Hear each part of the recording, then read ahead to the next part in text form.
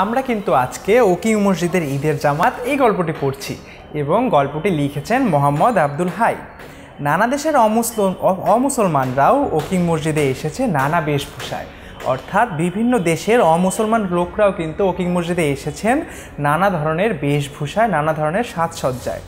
কেউ দেখতে আর কেউ বন্ধুদের নিমন্ত্রণ খেতে, অর্থাৎ কেউ আমাদের এই ঈদের উৎসবটি দেখতে এসেছেন এবং কেউ এসেছেন তাদের বন্ধুদের দাওয়াতে। ইংরেজরা সিদ্ধ ছাড়া তো কিছু খেতে জানে না, অর্থাৎ ইংরেজরা যা খায় সবই সিদ্ধ, তারা এছাড়া আর কিছুই খেতে জানে না, সেটি লেখক বলেছেন এখানে। এই সুযোগে তাই এখানকার প্রবাসী মুসলমানেরা তাদের বন্ধুবান্ধবদের মুসলমানি খাবার খাইয়ে বন্ধুত্ব গাঢ় করে। অর্থাৎ এই সুযোগে তাই কিন্তু প্রবাসী যে মুসলমান রয়েছে তারা তাদের অন্যান্য বন্ধুবান্ধবদের দাওয়াত দেন এবং দাওয়াত দিয়ে মুসলমানি খাবার ওকিং মসজিদে খাইয়ে কিন্তু তাদের এই মুসলমানি খাবারের স্বাদ দিয়েই কিন্তু বন্ধুত্ব গাঢ় করে।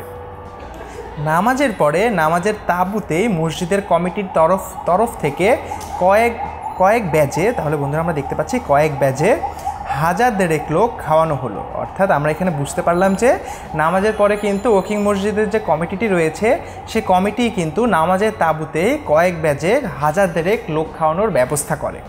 সবাই তৃপ্তির সঙ্গে খেলাম পোলাও আর কালিয়া, অর্থাৎ ওকিং মসজিদে ঈদের দিন কিন্তু সুস্বাদু পোলাও আর কালিয়া খাওয়ানো হয়। তাহলে বন্ধুরা আমরা কিন্তু ওকিং মসজিদে ঈদের জামাত গল্পটির আরেকটি অংশ পড়ে নিলাম। কোনো প্রশ্ন থাকলে কিন্তু আমাদেরকে অবশ্যই কমেন্ট সেকশনে জানিয়ে দেবে। ধন্যবাদ বন্ধুরা।